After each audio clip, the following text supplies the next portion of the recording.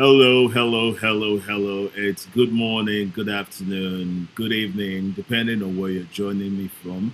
It's 7 o'clock in my neck of the wood, and it's time to connect.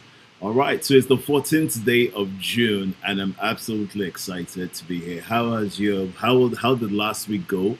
What did you get up to? We started off this month being our leadership series month.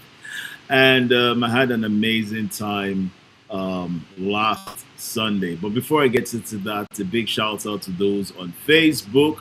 I just checked the dashboard. I see Facebook is going on strong. I'm going to switch over to YouTube to also check that YouTube is going on well. But a big shout out to those on the blue streets, a big shout out to those on the red streets. Wherever it is that you're joining me from, please do let me know. And I want you actively engage in the chat section of whatever platform that you're on. Engage in the comment section of whatever platform that you're on. It's going to be an amazing time on the Connect today. I'm absolutely excited about today's episode. Like I was saying, we started off last week on the leadership conversation where we're reimagining leadership, and I had a great time conversing with Paul Uda, who was reaching us from the African Leadership University in Kigali, Rwanda. And what an amazing conversation we had. I recall Paul talking about, what leadership, what people needed to be, and you needed to have with regards to leadership. And he talked about the fact that you needed to have depth, you needed to have width. Anybody remember that? You needed to have height. All right. And each of these spoke to certain areas and certain aspects of leadership that you not only imbibe, but you must be able to reflect. And it was an amazing conversation. We got quite a bit of feedback. Big shout out to, I'm trying to remember the video that sent, that sent us something about like a recap. All right, like a recap. And it was super amazing to have him just reeling out the recap of all the things that he got from last week episode. So it's time to be alive, a great day to be alive, right? A great day to be alive, and we're going to be kicking off really soon. I'm going to be having my guests join me in the studio shortly. So please do me a favor. You're on Facebook, you're on YouTube. Go ahead and share the link right now with your friends. Share the link right now with the people on your contacts, on your network, because the next 1 hour or now 50 something minutes is going to be literally explosive. And here's the beauty of it: the video is going to stay online, so you can get toward the replay. For those of you that have, occupied at about this time, you get to watch the recording. It'll be right there on my YouTube page, my LinkedIn page, and of course, my Facebook page. So, all right, we're getting to it. It promises to be an amazing time. So we're going to jump straight away today. Today, we're going into the second episode of our series, Reimagining Leadership. And these are very interesting times. Very interesting times when we talk about reimagining leadership. I'm currently in Nigeria, and Nigeria just celebrated, if you like to call it celebrate, or Nigeria just recognized 20 of unbroken democracy. But the thing about it wasn't just a recognition of 27 years of unbroken democracy. It was more or less a remembrance of a specific day, a day that just started off like a regular day, but now remains in the history books of this country, Nigeria, June 12, 1993. All right. And so we had a banking holiday on Friday, which was June 12, 1993. All right, which was June 12, 1993. And it was amazing. All right, so I've got a shout out from Ovie. Ovie, it's good to have you. Ovie is joining from the UK. Ovie, it's good to have you. Ovie was with us on the Connect for quite a while in the first year into the second year. In fact, Ovie has even hosted a couple of episodes of Connect as well. It's certainly one of the Connect family. And Ovie, well done for the great work that you've been doing across the space. We see you, we celebrate you, and we honor you. Well done, well done. All right, so June 20th, June 12th. All right. June 12th is what I was referring to. And I'm talking about the fact that it was in recognition of an annulled election that was, widely acclaimed to have been won by a great individual representing democracy, representing everything that we needed to get right in this country, Chief MK Abiola. And so whichever way, and it just so happens that in this month of June, this is when we're also talking about leadership. I think it's just interesting. I think it's amazing. So I'm going to run. We're about 8 minutes past 7. It's time for me to bring in my guest. I'm checking into the waiting room to ensure that he's ready. Once I see that he's ready and his camera is on, I can see that now. I'm going to be bringing him in into the studio. But let me share a bit about our guest today. Now, our guest today is someone that I've known since 2004, and it seems like just yesterday. I mean, since 2004, really 2003, but let's just say 2004, and it seems like yesterday. He's a lawyer. He's a man of cloth. He's an adaptive leadership practitioner. He's an author and a CEO of CEOs, a teacher of teachers. He's an administrator for excellence. It's many things in one. And I'm speaking not just from some profile or from some bio. I'm speaking from my deep understanding and my deep personal knowledge of ways. All right. He's a Harvard Kennedy School alumnus, leadership educator. He has spent years helping not not just organizations, but I dare to say communities, all right, groups, right, navigate complex challenges through the adaptive leadership.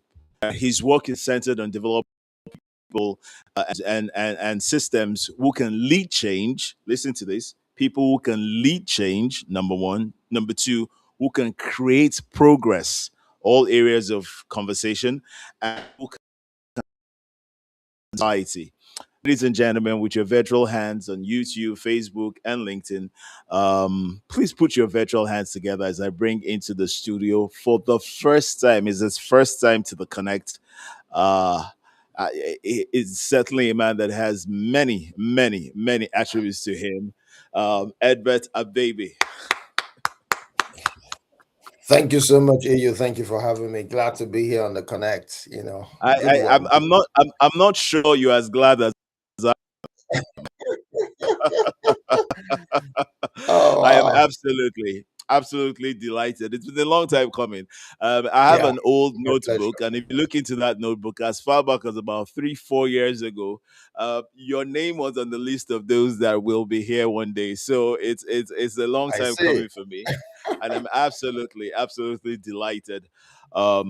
To be here. So we're going to start off this way. There's a traditional before we go into whatever the topic for the day is. There is a traditional question that I always ask for. I always have for each person. And and that traditional question is this: what are you thankful for? I'm thankful for life. I mean, for health, for the opportunity to add meaning, all right, to someone, add meaning to something, and I mean, the opportunity to add, to add value, to an individual. Truly grateful for that, privilege and opportunity daily. Yeah. Amazing. And thankful for life, thankful for the ability to be able to create value and to add value. And I think that's something that for people, because I think one of the major reasons that people don't come across as being thankful many times is because two things. I think they don't pay enough attention to what's happening around them, and once you don't pay attention, you can't appreciate, because the first the first step to being able to appreciate anything is to give it attention. All right. So the song says, count your blessings. and it will surprise you. All right, that's what the song says. But for it to be able to surprise you, which is activated appreciation, you first of all have to give it consideration where you're now. It in itself is you taking into consideration the things, is like you said, the value that you're creating and the ability to get people along the lane. Thank you so much for response. We have about 5 minutes to go, and my goodness, I've got so much that I want to pack into this. Okay, so we are reimagining leadership. All right, we're Yeah. reimagining leadership, and I'm saying, so what's the first thought that comes to you every time you hear that phrase or those two words together, reimagining leadership, and why is this even important? I mean, thank you so much. I mean, it's such an important concept, AU, and I like the title you've given to it, reimagining leadership. All right. It simply means that we need to look at leadership with a different perspective. We need to Mm, ask ourselves if the way we've always looked at leadership, if that's the most beneficial way of looking at it. And I went through that experience, several years ago, where I went in search of understanding the concept of leadership. What really is leadership? If you will notice that, I mean, if you type the word leadership now, as in you Google that word, it's so common in our lexicon. In fact, there's hardly any event that's going on where you're talking about you want to do. For most events, it's either you're talking about transformation, leadership. This, I mean, leadership has a way of coming in there. It's and so you know, and common. you know, the truth of the matter is that leadership as at 2024, leadership Yeah, was actually the most Googled and researched word. The most I mean, Googled and researched word in the last 10 years. Yeah, I yeah, just wanted to yeah, throw yeah, that in. yeah. I mean, it's so common in our lexicon. All right, but yet it's scarce in our experience. And Mm, mm, so I needed to find out why, as part of my curiosity as to why do we have a word that is so common in our lexicon, yet in our experience it is scarce. We're in search of leadership, and the reason why I know that is we often complain. If you hear most people, the reason why this organization is not doing well is because of leadership. The reason why the nation is not moving on is because of leadership. The reason why our word, all right, ask most people, what is wrong with our word?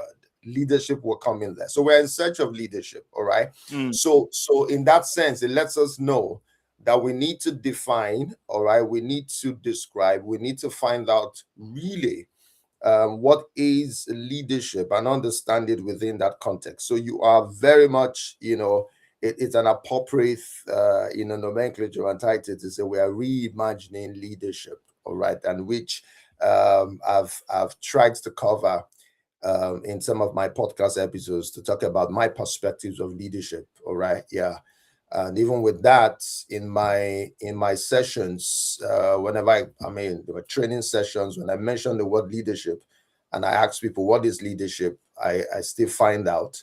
And I know it's going to be on for a while that what comes to the mind of most individuals is the big man sitting behind the chair. It's the Mm. authority figure who they see on the screens and all that, and see that is ingrained in our minds, and that it's and we need to reimagine it, and we need to redefine it, to be able to make useful progress. Truly, truly. That just brings me to something else I had wanted to, we essentially serve as the core of a conversation. Because for instance, you are widely known for the work you're doing with adaptive leadership and your thoughts around adaptive leadership. I watched a bit of your, quite not a bit, man. To be honest, I've watched quite a number of your podcasts, adaptive leadership, and I find it extremely interesting. But then again, I'm saying to myself, right, around the scope of reimagining leadership, for and some of this profoundly, painfully so, that people still have this idea of what leadership is. And you're in an ever changing world, an ever evolving world. how dangerous is that to still have this fixed idea of what leadership is? And then the real question, all right, so you can take everything together. Then the real question is, so for someone who has never come into contact or embraced the concept of adaptive leadership, what is adaptive leadership? Okay, I mean, good question. But before I come to what I mean, it's adaptive leadership. You in your asking the question, you raised an important point. For someone who, as long as people still have this concept and idea that leadership is a person, all right, what is the implication of that? And a very important implication that we need to consider is the fact that once people think that leadership is a person, then they say to themselves, I probably don't qualify. Little Ah, little wonder why we have very few people exercising leadership, because once you see leadership as a person, all right, and I mean, I have a video out there that leadership is not a person. Leadership is a verb, it's not a noun. Leadership is mm. what you do, it's not who you are. All right, leadership I'm is gonna I'm gonna ask you to say that again. I'm gonna ask you to say that again. Leadership is Pastor Ebe, just say that again. Say that again, please. yes, leadership is a verb, not a noun. Leadership is what you do, not who you are. Leadership is not a person. Mm. Leadership is not a person. It's not a person. All right. And once that is misunderstood, then it affects so many other things. But once you understand that leadership is an activity, is you taking action, leadership is a behavior. All right. Leadership is a Right. behavior, it is an action, it is what you do, not who you are. The individual, where the confusion comes often, is the fact that people confuse the terms leader, leadership, authority. All right, but we need to separate it and distinguish it clearly. There's a difference between authority and leadership. Authority is a position, people hold it. You can have an authority figure, all right, someone who occupies a position of authority, but that is Mm. authority. That is different from leadership. What the individual does with the authority, and authority is a tool, by the way. What the individual does with the tool, that is where leadership begins from. which is why Right. which is why we have loads of issues with I mean, our authority figures in some, I mean, within African context, in so many places and all that, because they confuse the concept of authority and leadership. You can have an authority figure who exercises leadership, and you can have an authority figure who does not exercise leadership, right? But once, Mm. but where the confusion comes in oftentimes is that people think that once you've gained authority, then you've exercised leadership. All right, forgetting that And that's a major problem. huge problem, That's your huge problem problem. right there. Yeah, yeah, Because if I just pause you for a minute and I say that leadership is not a person. So one of the first just that come from that is because I think this person, if it's then that means it's not like you automatically exclude myself. yeah. This has been the bane of the issues that, for instance, across the world, but then again, to the African continent and then zero into Nigeria, where people believe that whatever kind of leadership that has to be must come from the next man. In fact, a lot of people are ready to support the leader, forgetting that they're leaders. True. A lot of people are. A lot of people have. They are waiting for a few individuals, all Mm, right, to to show up. exercise leadership, forgetting that everyone can lead. And that comes from the mindset that leadership is reserved for a few individuals. All right. But once we understand that everyone can lead, in fact, I have some good friends who are based, I mean, in the US, in Kansas, who came up with a book When everyone leads, the toughest challenges get seen and heard. Very good book, and I'll recommend it to everyone. I mean, good friends of mine that When have related. everybody leads, the toughest When everyone, challenges get seen and yes, heard. yes, Oh, when everyone leads, the toughest challenges get seen and heard, by Ed O'Malley and Julia Fabrice Milbright, two very good friends. They oh, related to the Council's Leadership Center, an organization that I've related with since 2012. So amazing. those foundations and Mm. must be established about what leadership is. All right, that leadership is different from authority. Leadership is different from the person. All right. Authority is a position, people hold it, but leadership is an activity, people do it. Once that distinction is clear, But I'm sorry. Let me. I'm really not sorry. I'm interjecting because this will happen quite a lot. that's okay. But then again, just so that because I'm properly raised, I will say I'm sorry for interjecting. But I know you understand. But here's the thing. Let me ask you this. I wanted to throw this in. Is it easier to lead when you have authority? Yes, I know that authority and leadership, and I'm not asking for me. I'm asking for everybody out there. Is it easier to lead when you have authority? I would say no. In fact, Hmm. in fact, I dare say, I dare say that some of the biggest constraints to the exercise of leadership, or rather, let me put it this way. I've noticed from my research that the more authority an individual has, the less leadership they exercise. Okay, Because okay, because okay. authority comes with constraints. Oh, Authority uh-huh, comes with expectations. uh-huh. Authority is bestowed. Once authority is given to you, all right, your authorizers, they have expectations. Your Okay. authorizers might want you to go in a particular way. All right. Your authorizers might define and expect you to move in that direction. And so in that sense, you in certain cases you need to be courageous to be able to say to them that, convince them. I'll give an example. Former Madiba, former President Nelson Mandela, authorized Yeah. as the first post-apartheid president of South Africa. All right. He was Mm-hmm. authorized to be president. He was put there by the people. And one of the Yeah. things that as he got in, he realized was that part of the expectations of the individuals was that, okay, we're in charge now. This is payback time. All right. We need to go after these guys who punished us during the apartheid era for several years and all that. So it took a whole lot of courage, for Nelson Mandela to say to them that, come, this is not going to build a nation. Retribution is not going to build a nation. All right.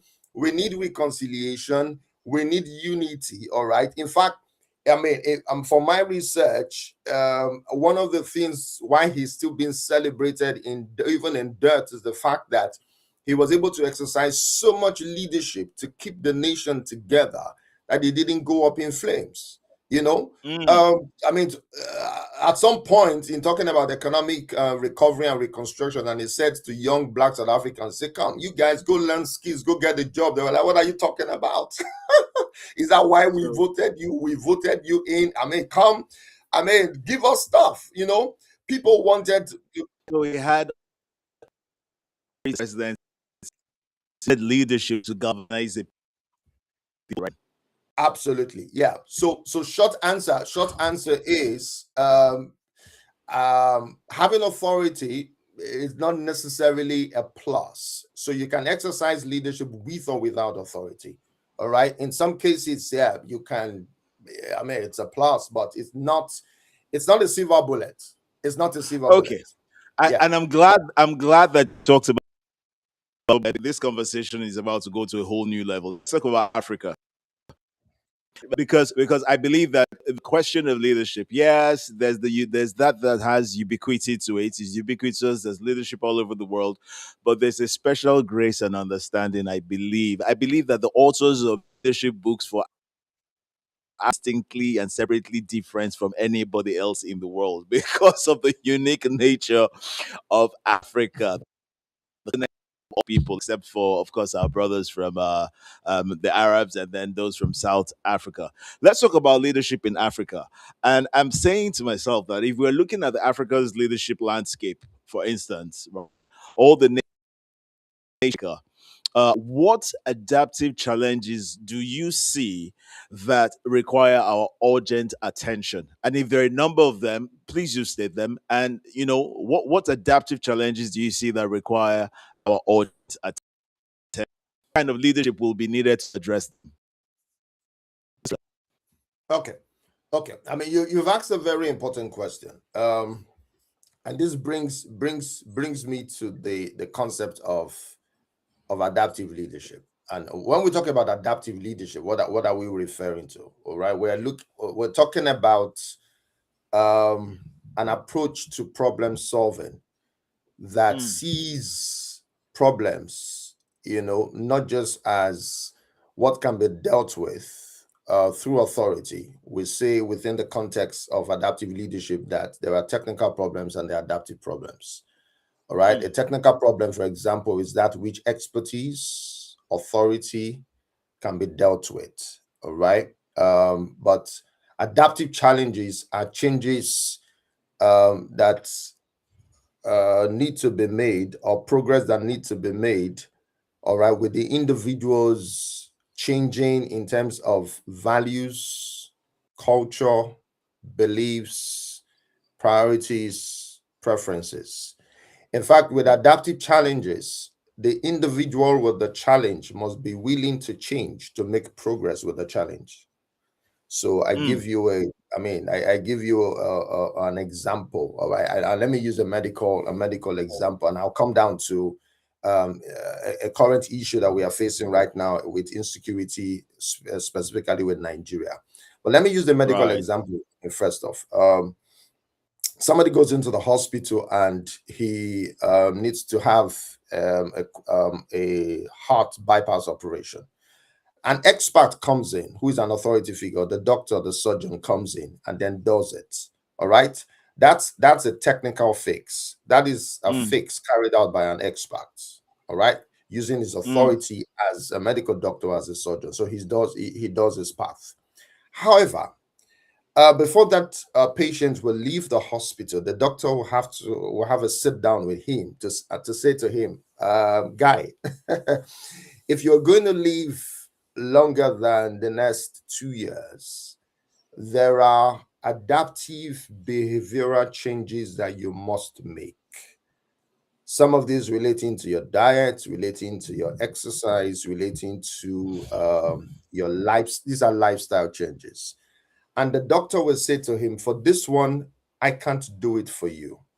You have to be willing to make those adjustments. You have to be willing to make those changes. All right. Yeah. So to come down to the insecurity example, all right, a technical fix, for example, in Nigeria is that you employ more policemen, you purchase more ammunition, you kit the policemen. That's a technical fix. But we know that beyond that, all right, there is the adaptive behavioral issue that has to be dealt with to ensure. We're even talking about state policing. How do you ensure that some of the issues that we had in the 1950s with the native police and all that, we don't go through those issues? And these are issues relating to values, relating to culture, relating to priorities, relating to getting the people to have a different mindset. I've often asked the question specifically in relation to the police force. What will leadership represent for an average policeman? And that begins not with having a gun, all right, or being kitted. That begins with a mindset of understanding the place of authority and the place of leadership. Having the gun represents authority, but how you relate, all right, with the people you've been told to protect, that is the adaptive aspect. And that begins with a mindset. If you don't deal with the aspect of the mindset, you can solve the technical issue, but you're going to keep having issues because these individuals, the technical fix won't get it done. I don't know if that makes sense. It does. It makes a whole lot of sense. And as whilst you were speaking, something just came to mind. I remember ago I did a course in citizens engagement, and Yeah. whilst I was halfway through that course, I realized that there was a problem. I realized that, and what was the problem? I realized that this was a cost that every single police officer in Nigeria, I don't know how they were going to, because it was a pretty expensive cost. I don't know how they were going to get to pay for them or whatever, because take away the guns, take away force, and there's nothing else. They don't know how to engage with the civic society. They don't know how to engage with citizens. So the essence now, and this is just one of many, a myriad of issues, right?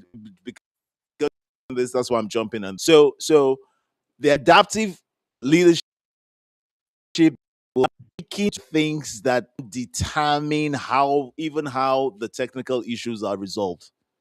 Because Absolutely. once you are able to adapt the way and manner you go about providing technical solutions to technical problems is in itself very different, absolutely different. so so Yeah. so I, yeah, I get that. I get that a lot. Sorry, before I yield the mic, I this is part of the problem. We throw a lot of, sometimes money, sometimes energy, and many times a lot of press and red ribbons that are being caught in the name of launching, And they're addressing just technical technical fixes. Yeah. issues. Yeah. And we like activities. We like the technical fixes. We like, okay, throw more money at it, throw more equipment at it, throw more, you understand. But from what I've seen, even when relating with loads of organizations, the real problems, dealing with the root of the problems, they are largely adaptive issues. Yeah. We tend to focus on the symptoms rather than going down to the root of the problem, which is why when I come into an organization, one of the first things that we want to do a diagnostics, search, because that's actually where it begins from. You want to do a proper diagnosis before you move on Yeah. to the major aspect of manage self, mobilize others, intervene skillfully. Because where the diagnosis is wrong, the prescription will be wrong. Absolutely. Absolutely. Absolutely. Still Africa, because I actually knew I knew when we get, I will be stuck in Africa, still in Africa. So we do have, for example, right, and we're talking about leadership here, adaptive leadership. Um, or let me put it this way: if every day, and I'm speaking about political leaders now, we're going to come to business leaders and other leaders shortly. But if every political leader in Nigeria was listening, what principle of adaptive leadership, if and they were to adopt one, right? What principle of leadership will you most readily suggest to say, uh, you know, you can pick any, because I know that obviously, whilst we may have generalistic problems, we also have differentiating issues across the different countries. So let's just take a case study. I mean, we are Nigerians, right, by birth. So let's just take the case study of Nigeria. What will, if they called upon you and said, look, special senior special advisor on advice,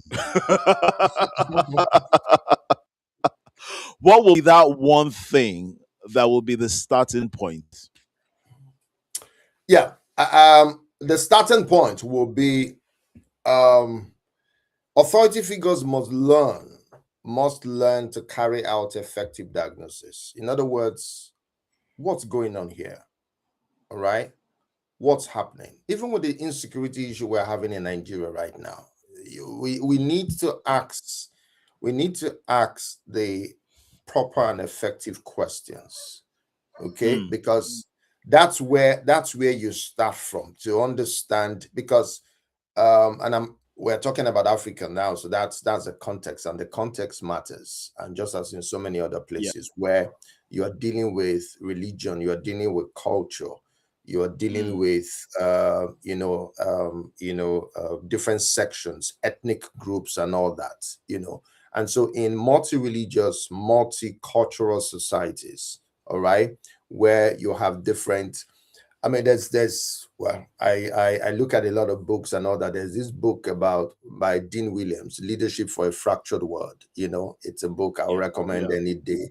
And I think any authority figure, whether a president or a key figure or special advisor, should read that book cover to cover.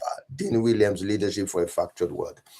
You see that interconnection between different tribes. You see people, recline to their tribes. You see factions, and all that. So typically for an authority figure, whether a governor or a local government chairman or whoever, you have to learn how to navigate across factions. You have to learn because the whole concept of leadership really is you being able to mobilize people to tackle tough challenges and to thrive.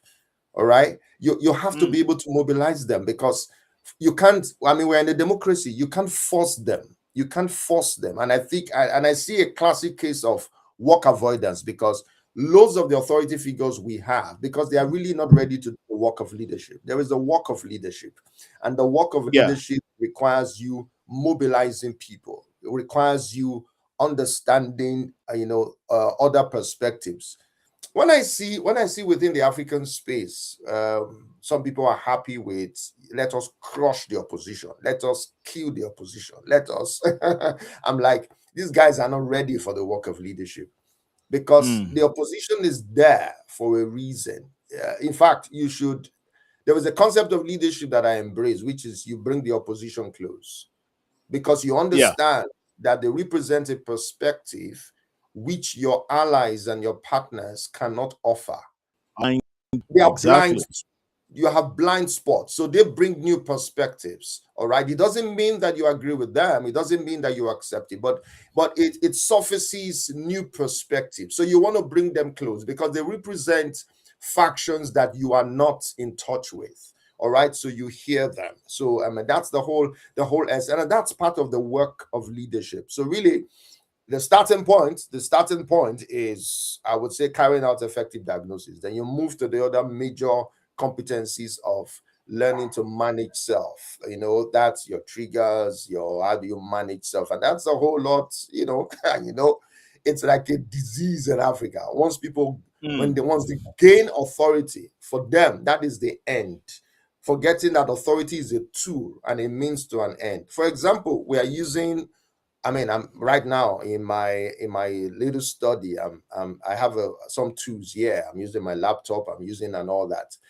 What I see oftentimes is that with how I can describe how a number of authority figures within the African space operate is that you give them authority, which is a tool, and you are meant to do work. The tool is meant to do work. With the tool. With the tool. All right. Now, he is celebrating and rejoicing. In fact, in some cases, he receives that tool. And for some, some people might, he might actually go to his local church to go do a Thanksgiving. Thanksgiving. I was coming to that. Yeah. They have received the tool. But the reason why you were given the tool was to get work done. The work has not been done, but you are elated, you are celebrating, you are rejoicing, which is the maladaptive response that we get, because he thinks that receiving the tool, that is the end, forgetting that receiving the tool is the means to an end. The tool was to get work done, and that is the work of leadership. All right, to make progress and to get people, to achieve stuff. So if that is the work of leadership, and it is the work of leadership, the major, and I'll tell you, say this now, the major crisis is this. I think there is, I believe that the entire general populace needs to apologize to people that you've mentioned, because we've had undue expectation of them. And why do we have undue expectation? Being very sarcastic here. The point out here is these people have little or no idea of what leadership is. And so let's talk a bit about the process.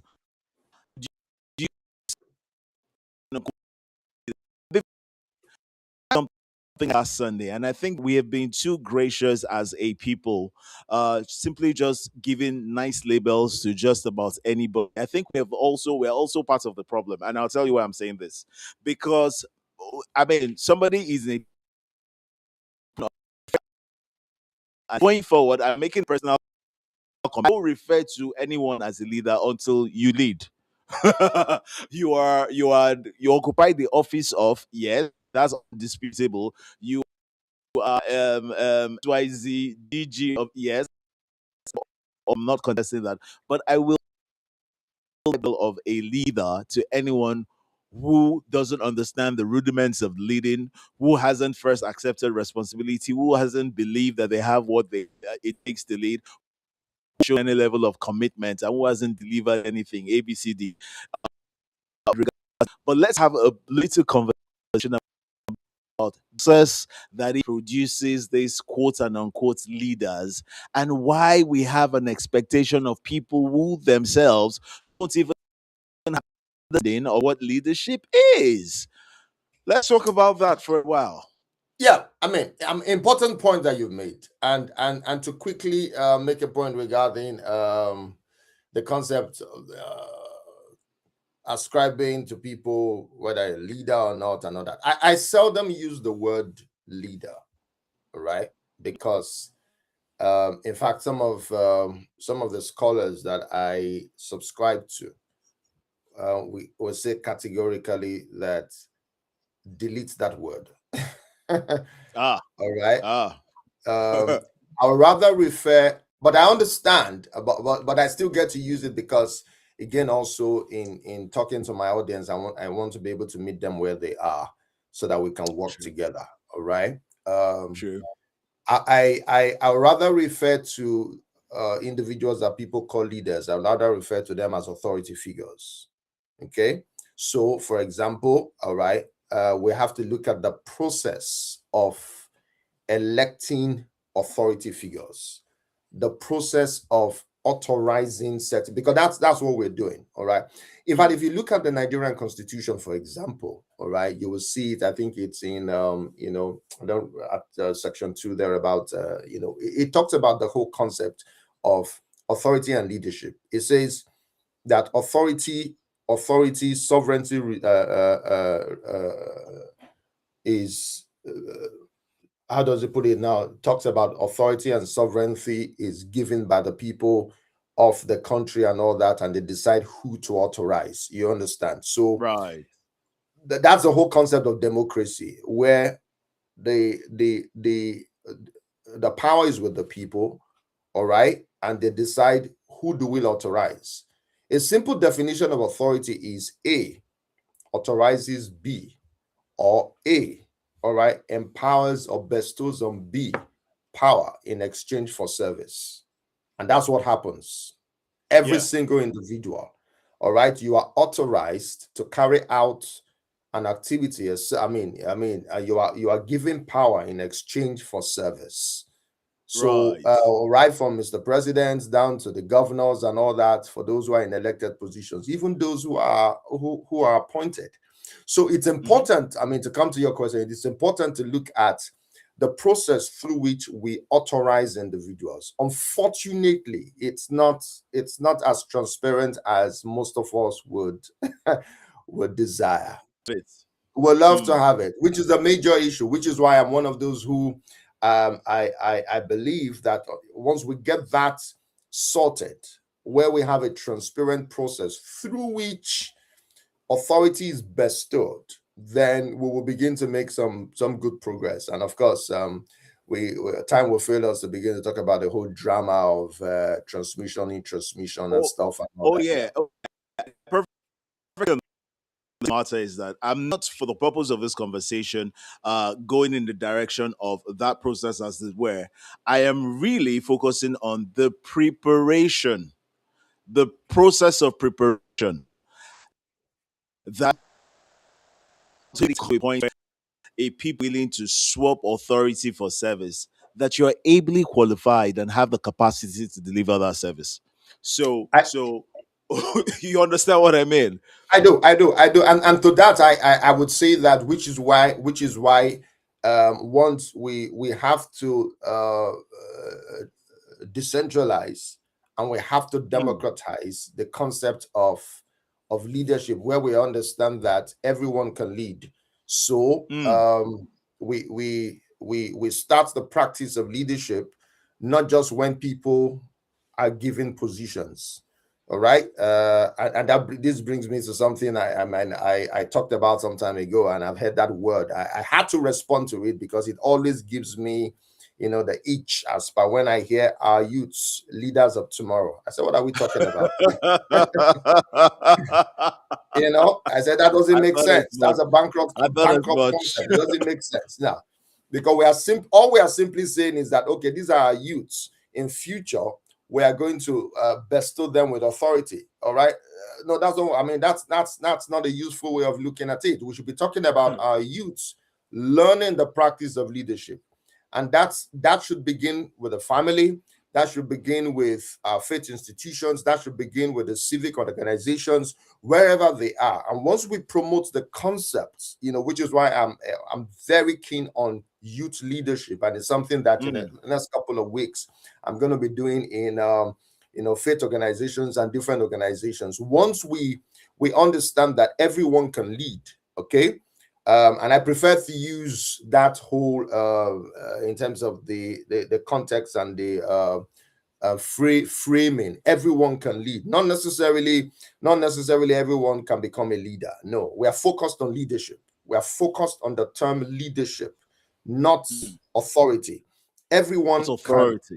Yes, not authority. We are focused on the practice of leadership. Everyone can lead. So leadership can happen in the family. Leadership can happen in I remember years ago when I was still based in Abuja. We went to a particular school, and I was talking to the head boy, and I needed him to understand that being the head boy is authority, but what he does with that position, that's where leadership comes in. So I wanted to know from him what kind of actions, what kind of mindset, what kind of behavior. So once we promote it in that context, then when people get into higher authority positions, then because they've been practicing leadership, because leadership is a practice, then it's easier for them, all right, to the same behaviors that they have learned, exercise leadership. But when we don't emphasize it at the lower levels, then you have loads of individuals who've not been groomed, who are not trained, who don't understand what leadership is, and who have not built the relevant behaviors necessary, all right, for the exercise of leadership.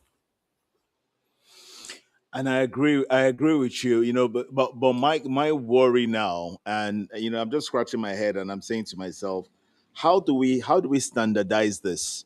Because hey, you look at other climes and you look across the world. The process, you believe that if someone has come through some sort of exposure, and a threshold, of exposure to certain qualities that will help serve him as a leader. Yeah. But in our dear beloved nation, Nigeria, and I'm not saying that being in the motor park does not, because you can be in the motor park and be a leader and practice leadership in the motor park. Yes. Yes. But we see people come from nowhere, Yeah.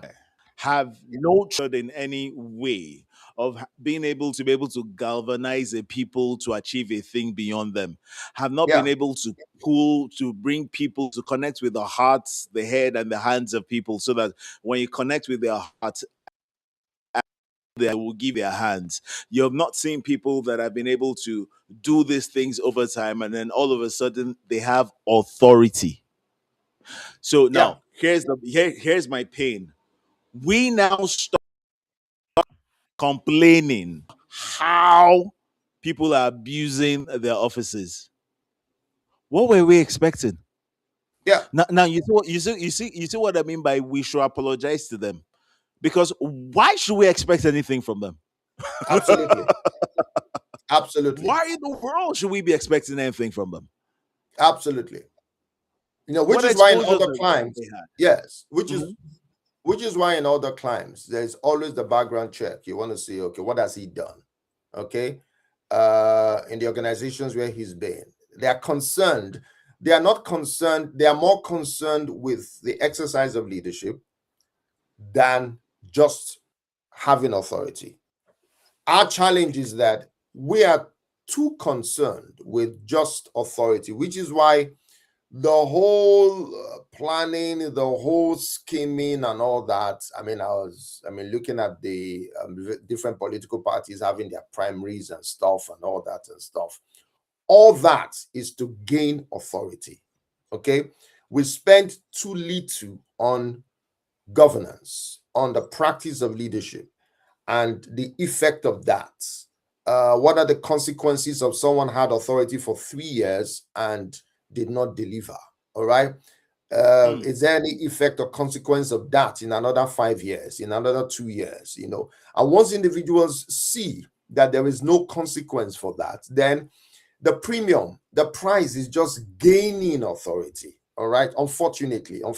So we need to go back and have a culture of where we prioritize the exercise of leadership, so that when people understand that this is work, and if the work is not done, if it is not done effectively, then there are consequences, there are repercussions and all that. But it's also because authority positions, it grants access to the just too much the trappings and all that, so people just focus on it. So we there's a whole lot of work that needs to be done there. So I agree absolutely that there's a lot of work that has to be done there. But then again, I'm thinking, and I'm prodding a little bit more. What are we not getting right? You talked about consequences, and I was going to come to that. But then again, I'm thinking, they say, look, if the consequences of a thing are not clear and glaring, then they don't come into consideration when a thing is being done. Because for many reasons, a rational person, rationality by behavioral science, is that when you consider the consequences of a thing, you don't do it. Right? Now, wait here, the consequences. Yes, we talk about the nation going fail, the nation not doing well. We talk about people not thriving and all of that. But then again, as an individual who leadership and has just had authority and is incapable of deploying leadership, uh, what are the personal consequences of not getting it right? Because hey, you know what? I get access to funds, access to power, access to corridors that I hitherto wouldn't have had access to. So, what's so bad about really not I have authority? And then you did talk about the culture, but I'm saying that there has to be something that we can really, as a people in whatever closets or pockets that we are, begin to focus on and speak about and propagate, that makes makes very dire if have authority without leadership. I hear you. Unfortunately, right now, we don't have sufficient, consequences. And like you rightly said, the individual is more interested in authority because that grants him access to, a governor or a local government chairman, or, access to resources, access to funds and all that. So, which is why for some of us, we are hoping that a quicker route will be, we have a proper transparent system of electing authority figures. Then that would widen the funnel, such that hopefully we would have individuals who understand that occupying an authority position is for service. All right, that leadership must be connected to problem solving and not just holding the position. Hopefully that will widen the funnel for such individuals to come in. All right, because there's not much you really can do for individuals who are just pretty concerned with just let me gain the authority, then I do whatever I want to do. And like I was listening to the former Senate president and all that, and it was like somebody comes in as a legislator.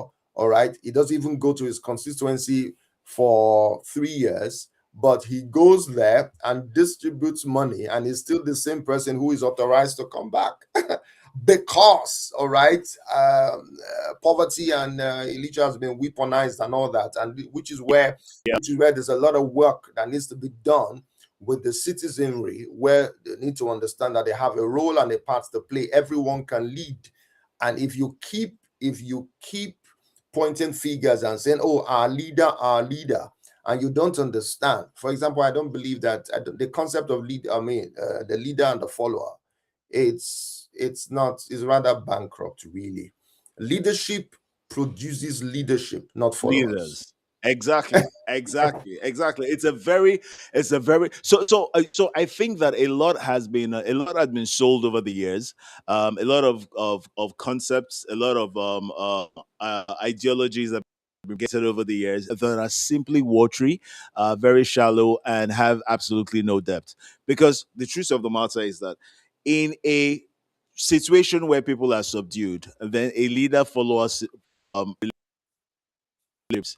In a growing and living and thriving nation and community, you have leaders birthing leaders, leaders building leaders, leaders holding leaders by the way, being a light to them, being a voice to them, and being a Yep. bridge to them, connecting them from where they are to the possibilities of their potentials.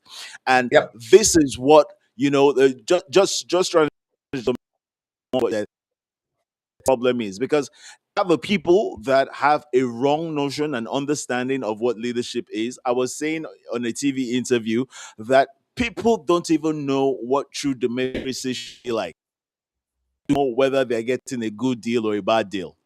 So people know what truly it tastes like, what it looks like, and so they believe that, you know what, one guy that is able to what, throw some money in the air, that I'm not in any way connected to, that visits once in 3 years, and then just has this mystique about him, this trapping that I can desire to, but someone in the back of my mind.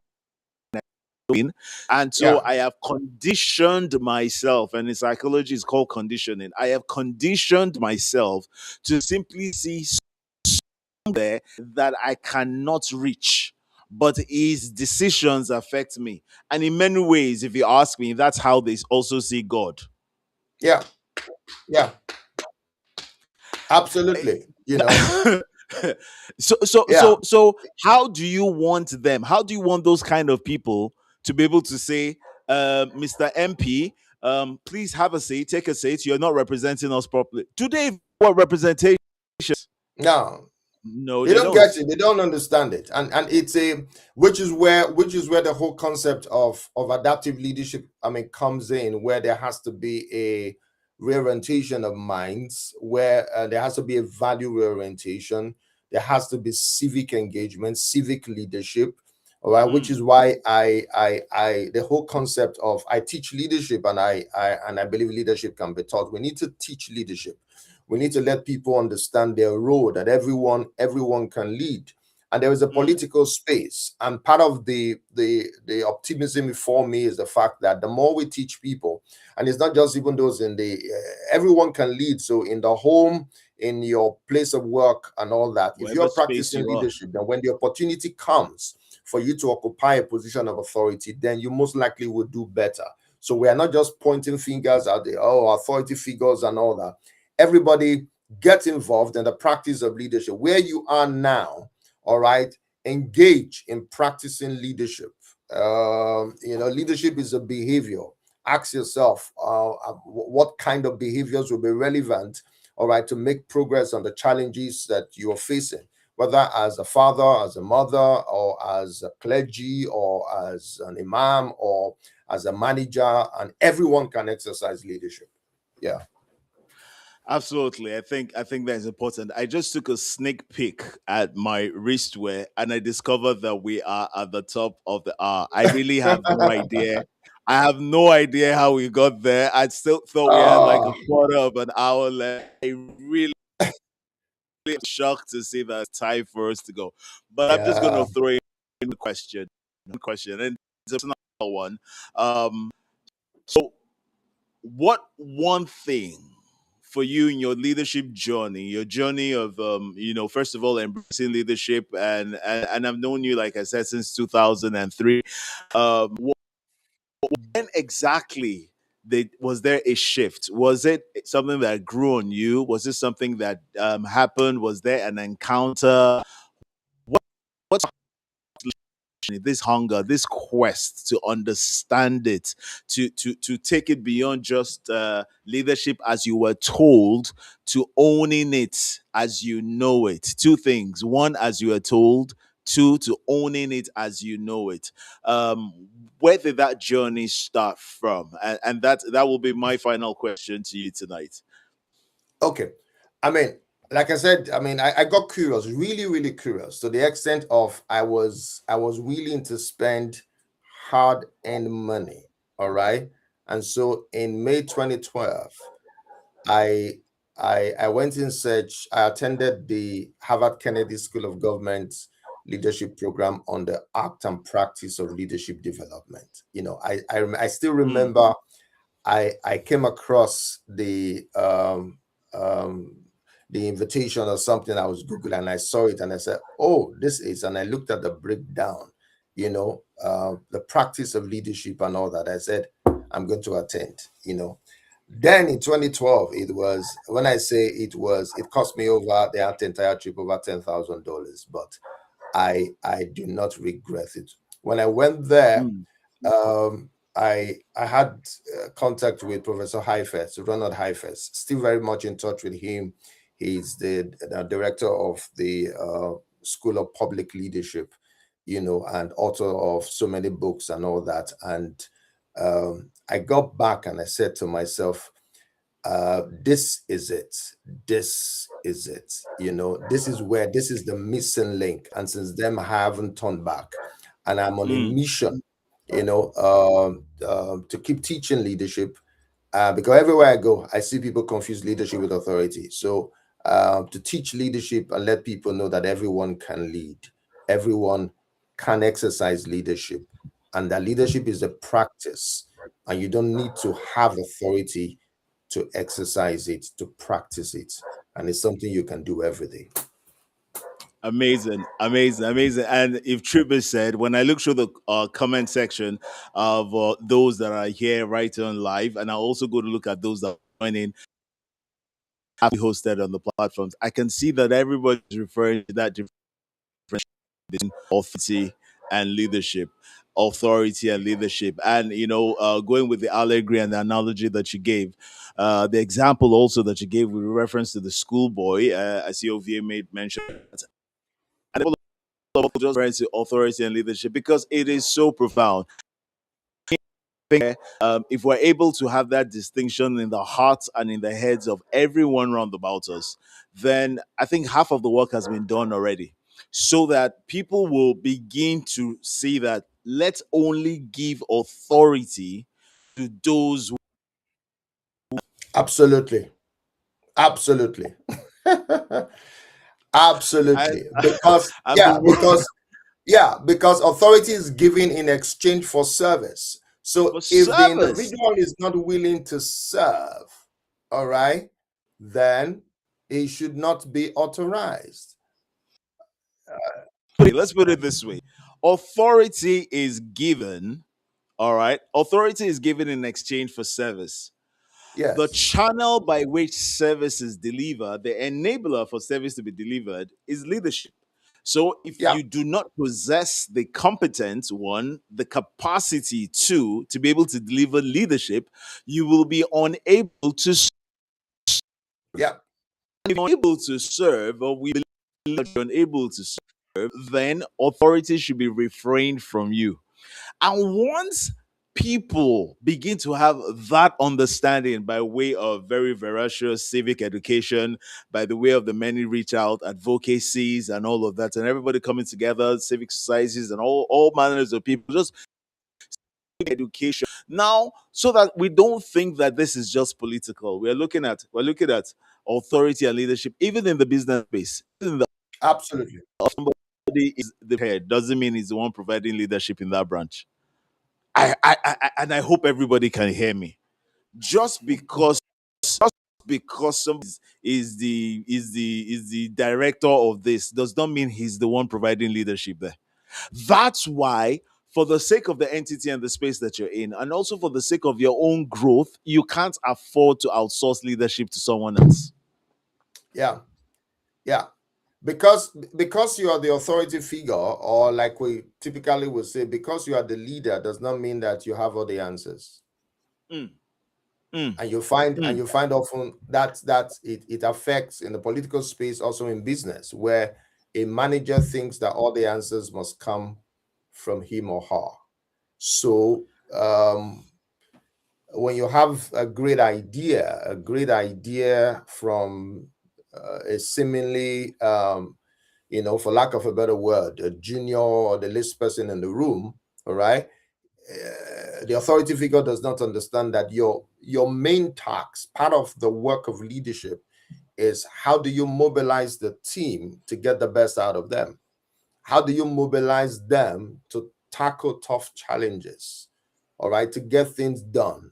And you find that a lot of people ego comes in, and which is that comes under the heading of they're not able to manage self. So the individual is now a constraint to his exercise of leadership. All right, his mindset, his ego, his emotions is now a constraint to the exercise of leadership. When I heard Mm. Jeff Bezos say, for example, that the idea about Prime did not come from one of the senior figures. They were having a meeting, a general meeting, all right, Yeah. like a town hall meeting. And somebody from the Mm. back said, why don't we have a select group of people who want faster service and we charge them more? And the big boys all looked at him and said, "Who?" He's like, How dare you open your mouth in this meeting?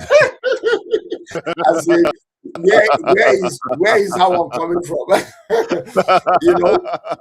But on second thought, he just said, "Oh, there's something there. There's something there." And lo and behold, and even then, when they started, they were delivering in 2 days. And then later they realized, okay, let us do next day. And right now, as in AU, you have, I think the last time I checked, was it 190 million people who are on Prime and check out what they're Yeah. making. Yeah. But you see, they had a mindset of every voice in the room, all right, can be heard. Counts. Yes. So you Mm. can imagine how organizations, some are kept down because some individuals feel that because I have authority, then the greatest idea must come from me. And if it's not flowing, then we are dead. Amazing, amazing, Yeah. amazing, amazing. We're rounding this up. I can see a couple of questions. I don't know if we can take any, but I can see a number of questions just hanging. Maybe I'll just throw one up, and Yeah. If you then have time, let's do it. Yeah. okay. We're here. So let me throw this up, and Yeah. I'm throwing this up first, especially because you will understand this perfectly. And Hadassah, hello, how are you doing? Hadassah says, how do you speak to such a person who is wearing a guys but not representing us well? Okay, so I think that's about when you have authority but not leading. All right, Yeah. when you have authority is not leading. So how do you in the garments of Christ? I guess you're speaking to your pastor or some Yeah. level of Yeah. spiritual authority, Yeah. but Yeah. not representing us. Well, please help me explain. That's why you asked like you're asking with a lot of pain. All right, so Pastor Edbert, let's give a few minutes to this. Please go ahead. It's not just in our faith institutions, all right. It's the same principle applies everywhere. Where the purpose, I think it was Miles Monroe who said, where the purpose of a thing is not known, abuse is inevitable. And I'll be the first to agree with you that there's a lot of abuse of authority. All right. Whether in the business world, in the political world, or in the faith institutions. And that's because they are confusing authority with leadership. All right. Informal authority, which is what most, faith authority figures in the faith institutions, this is what they have. They have informal authority. All right. However, some people will call it soft power, but it is Mm, extremely important. All right. And how you use it, how you use that tool, that power, understanding that the people you are relating with, there is a requirement to serve them. Okay. Mm. Unfortunately, there are some who, they don't, they abuse it. They don't use it properly. And part of the unfortunate thing is that, like I was saying to a friend, I said, it's difficult to teach leadership to those in the faith institution because every pastor is a leadership expert.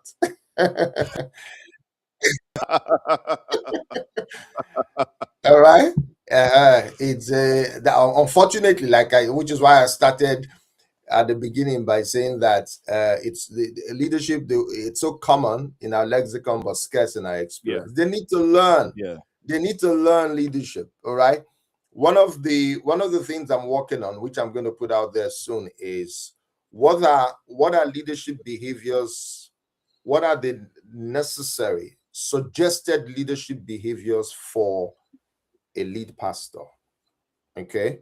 Yeah. Because it's not a one size fits all. There are no defined traits of leadership. The concept of 12 qualities of a leader, 18 qualities of a leader is bankrupt. Okay.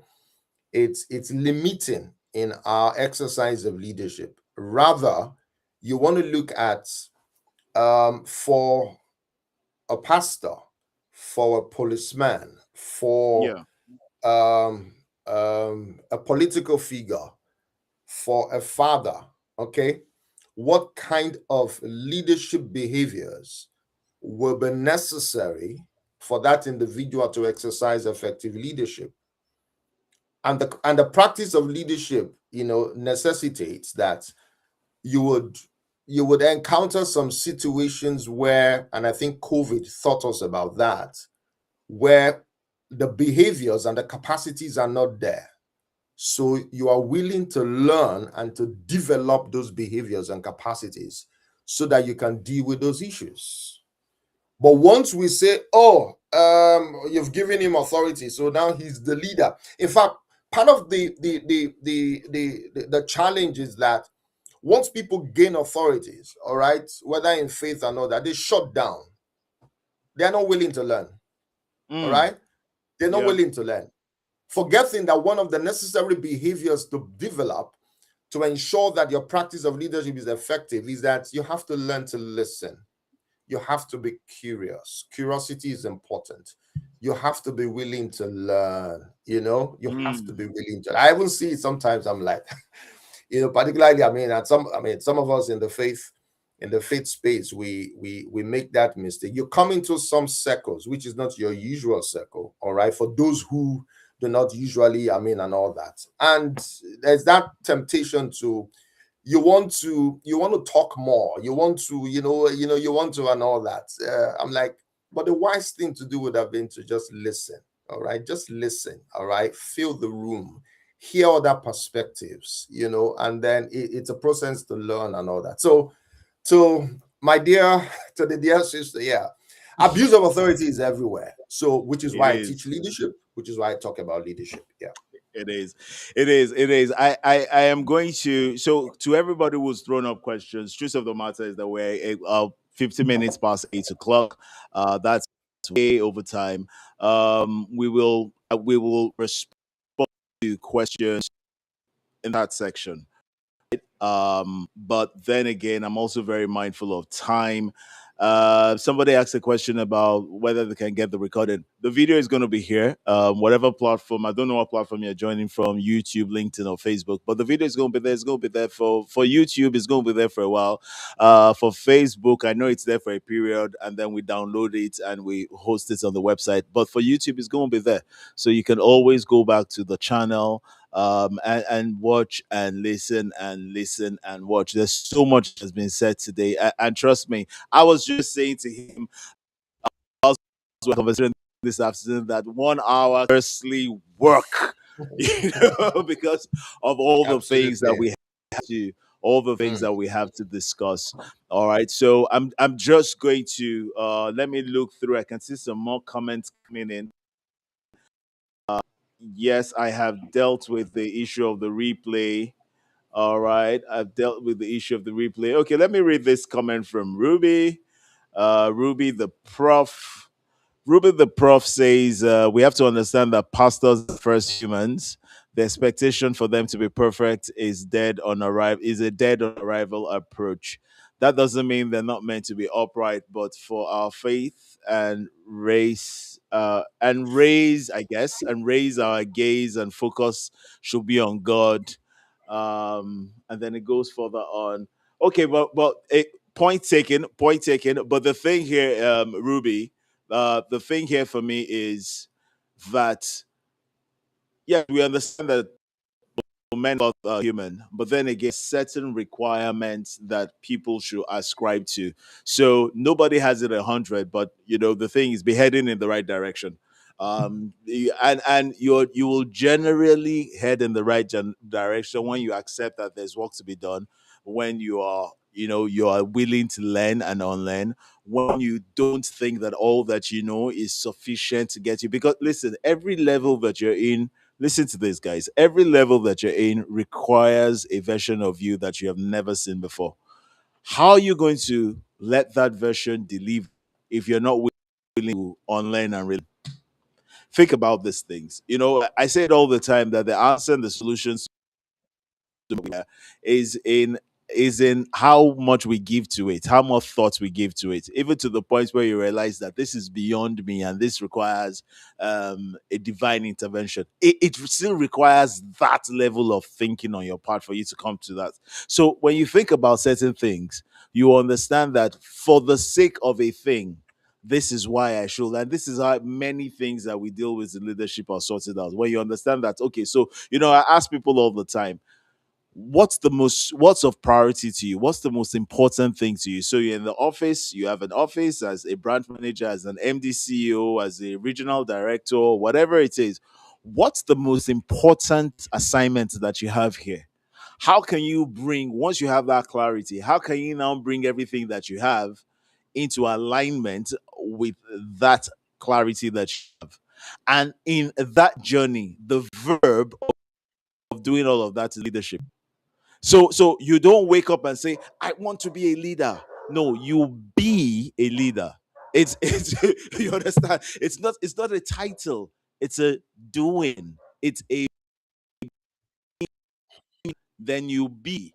But the real concept of it is that you must first of all, just as you have in be fruitful, subdue the earth and have. So the concept of be, do, and have, you must first of all be it in your mind.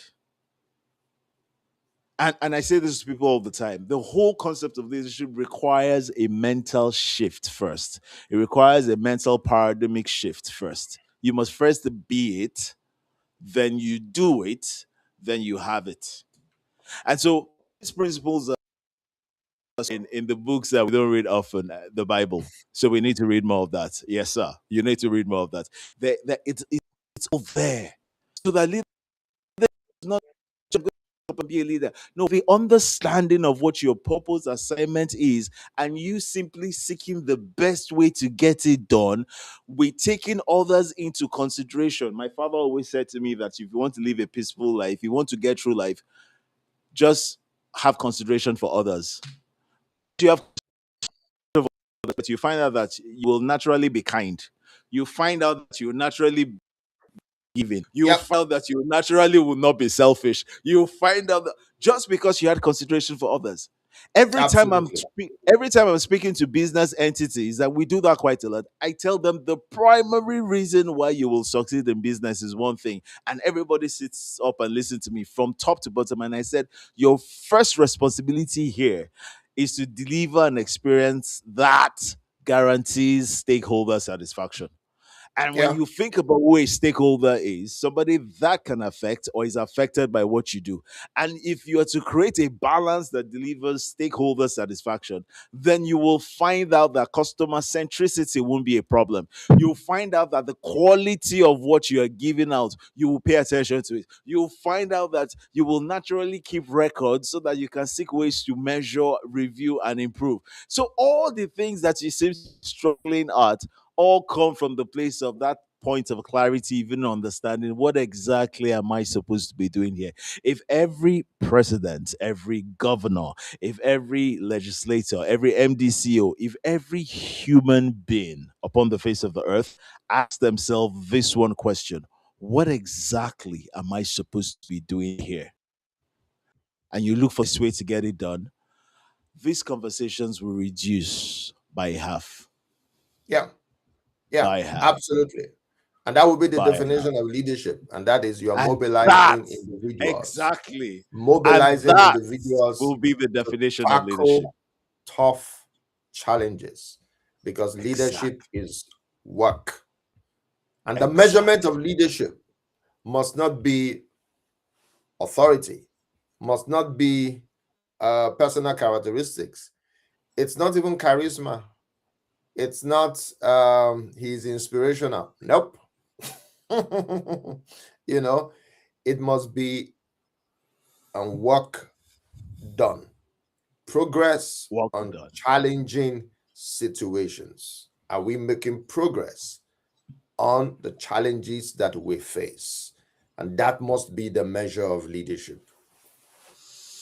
Amazing. And on that note, I want to thank you, sir, for joining tonight. My And pleasure. let me hold you publicly. This cannot be the last time. It's the first time, but we have to find a way. We have to find the way to get this done over and over again. I've had such an amazing time learning, sharing, and just breaking bread with you, as I like to call My it. pleasure. And My to pleasure. everybody, to everybody who's joined us today across We See Your Questions, thank you so much. For the others that will join in the course of the week, watching the videos, thank you so much, and continue to share your thoughts. Next Sunday, we're still in this series. Next Sunday, we're going to be having the resident pastor of House on the Rock in the city of Uyo, Pastor Love Additional, will be joining us, and yet to on reimagining leadership, yet another angle of leadership that I trust that you. And till then, let's just stay connected, keep learning, keep growing, and keep walking the pathway of champions. Thank you so much, Barrister. I was calling him Dr. Edbert, and he corrected me. Now, let me tell you something about that, sir. We went for an event, and somebody was referring to someone as Dr. This. And the person said, no, please, let's not, Nigerians, we love title, we love name, but no, don't call me what I know yet. It's just a Yeah. while. So I really respect immediately because I heard somebody recently refer to you as Dr. Edbert. And so I assumed that the person had updated information. You understand? And Not so when you yet, said it but to me, I soon. was like, Yeah. oh, It's once I'm done with my thesis, that whole process will be sorted. So fantastic. let it once I'm done, then we can. But right now, it's not yet. Fantastic, fantastic. So thank you so much, My Barrister pleasure. Pastor, My pleasure. And thank Coach you for having me. And Edbert. really Thank enjoyed you my so much. time here. Yeah. And have a great time. See you All next Sunday, 7 p.m. All right. right.